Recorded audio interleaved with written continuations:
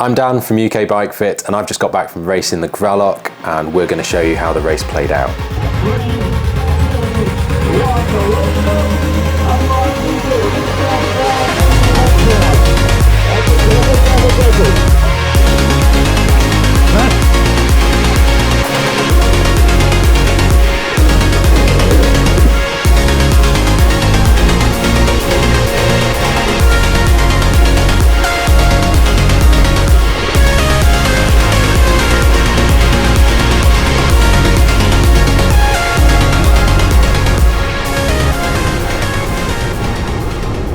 For the vlog. This was my first gravel race. I'm normally a third cat road and crit racer. So the Gralloch is a World Championships qualifier, and I had in the back of my mind that I'd quite like to qualify for the World Champs, but I really didn't know whether that was a realistic goal or how strong the field would be. So yeah, I just wanted to go and race the race and see where I ended up. So the Gralloch sold out this year. So there was 2,000 competitors in total, and in our age group, there was around 250. The Gralloch is a 68-mile race with around 6,000 feet of climbing. The type of gravel that was there was a lot of hard packed stuff. So very rocky, very stony, lots of chunky, sharp stones in a lot of places. And then some single track, some mountain bike style gravel, but a lot of it was hard packed. So the start of the Gralloch route is basically a 20-minute climb straight out the gate. So I knew that this was going to be quite a decisive moment in the race, and it would determine what sort of groups we ended up with. I'd recce'd this part of the route the day before, so I knew what type of gravel was, I knew the type of climb, I knew what sort of effort was going to be needed for getting over the top in a front group, hopefully. So we went full gas out the gate, and even though I knew it was going to be full gas out the gate, because there's a left-hand turn where you turn onto the gravel climb that's quite narrow, and if you're not up on the wheels by then, it all strings out. I knew it was going to be hard. I didn't realise it was going to be that hard straight out the gate.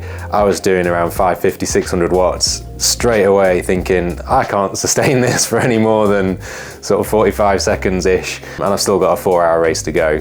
So I had to drop back and sort of, I think I started the gravel climb around mid-pack, so probably in the top 100, 120 wheels. Once we got onto the gravel section of the climb, as I say, I was around mid-pack, and it's very hard to move up once you're on the gravel climb. There's basically 2 lanes, and you've got left and right, and unless you want to sit on the crown of the trail, which is very stony, very rocky, you know, you're just asking for a puncture if you ride on that, you just cannot move up. So all the way up the climb, I was doing as hard as I could possibly do. I actually did a PB for 20 minutes, like my all-time best power for 20 minutes in the first 20 minutes of this race. And we got over the top, and there was no change in my position. I was around mid-pack. I could see a hell of a lot of riders in front of me, and at that point I thought that was probably the top 25% World Championship qualifying group gone.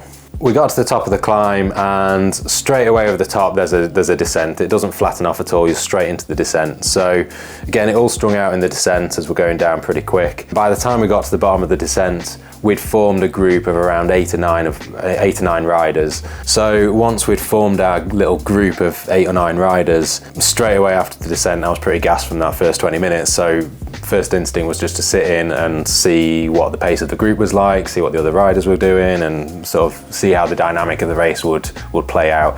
I didn't have a plan past the top of the first climb, so from here on in I was just going to race the race and see what the riders around me were doing and take it from there. So around 20 miles in, we hit this section of tarmac or very hard packed gravel, and there's a couple of riders up the road that we see who are actually sitting up and waiting for us. And when we get there, they sort of thought that we were in their race, we were in their age group, and when we got there they realised that we weren't. They were actually in an older age group category to us, and once they realised that, they were like, oh crap, well we need to go then, because we're not waiting for these guys, they're not in our race. But they do really hit it quite hard. One of them was a Hope Racing Team rider. We expect them to be quite strong, but they really hit it on this tarmac section, and it's quite rolly, bit of a climb and a big descent, and we managed to sit on their wheels for quite a long time, so they really help us pick up the pace as we're going along this next sort of section. So we stick with our group for the next sort of 20 miles, and we're rolling along quite happily, and we're holding a good pace, and we're working quite well together. We're taking it in turns, and then out the corner of my eye I spot a red jersey come past that I know instantly is Cameron Mason. At some point Cameron must have punctured or had a mechanical, and we've passed him, and he has obviously caught us back up, and he flies past us with another 2 or 3 riders.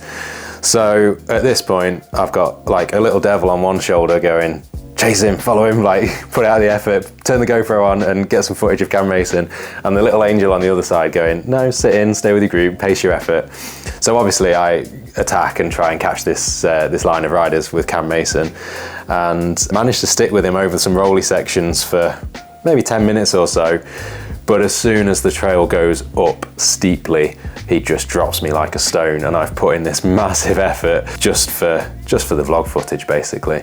After that I'm solo, because I've broken away from the group that we were rolling quite happily in, and now I'm like, well, what do I do here? Because I've just spent a lot of energy, gained a little bit of time up the road, but now I'm on my own, so I'm going to be wasting energy from here on out. So maybe another 10 or 15 minutes goes past of solo riding, and the group that I was originally with recatches me.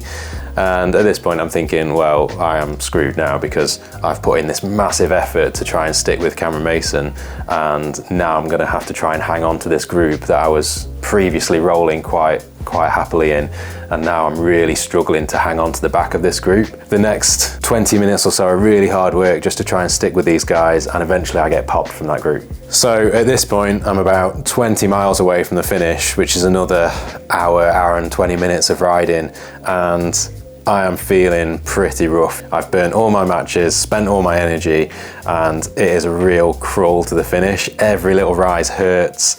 My power just totally flatlined. So regardless of whether I was on a climb or whether I was on a descent or on the flat, all I had was 240 to 250 watts, and that was it, just constant power. I didn't have any punch, any kick, any extra effort to get up the climb, so it was a real struggle to get to the line. And I'm thinking at this point, I must be still mid-pack. I don't really feel like we've passed that many riders after the first climb. I don't really feel like we've made up too many positions. We've kept a really strong pace, and fortunately I've had 0 punctures, 0 mechanicals.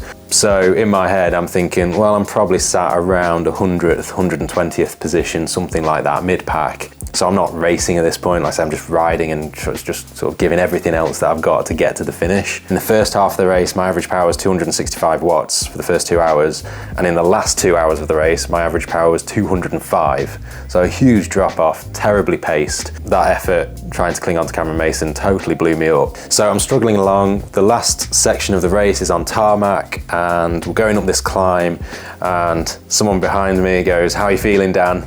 And it is Sean Dodsworth, aka the Cycling Soldier on YouTube. We'll leave a link to his channel in the description below. He was the guy who I came across on my recce ride who had broken his bike on the recce ride. So A, I was shocked that he was riding. He'd borrowed a bike from a mate. And B, he was the guy who towed me into the finish line for the last 5 miles. So top guy, he definitely repaid the favor. I stopped for him when he broke his bike, and he repaid the favor by towing me to the line. We really picked up the pace for that last 5 miles. Crossed the line, and to my surprise, I finished 66th in a time of 4 hours and 6 minutes, which I was completely shocked at. I couldn't believe that I'd finished that close to 4 hours, because I just felt so terrible for that last 20 miles. I just felt like I was losing so much time on everyone else. My power had dropped drastically. So in the end, I was really happy with the result, and really happy with the time, considering how poorly I paced the race. That result and that time unfortunately sat me just outside of qualification for World Champs. I was 10 minutes behind qualifying, so the fact that I am fairly close to being able to qualify has got me thinking, well, maybe I should give another qualifier a go, or maybe I go back to the Gralloch next year and give qualification another shot. If I was miles away, I think I'd maybe not try and do that, but I feel like I'm quite close, and that was my first gravel race, so I feel like I've got plenty to improve on, and I could definitely have paced that race better. I will definitely be doing more gravel races, whether that's a World Champs qualifier or not, and I will definitely recommend doing the Gralloch again. It was a brilliant event, fantastically well organised, and just a really good vibe around the whole event. I've not heard anyone say a bad word about it. So that was my race and my experience at the Gralloch. If you raced the event and have got any tips to close 10 minutes for next year, please let me know, and I hope you had a great race too.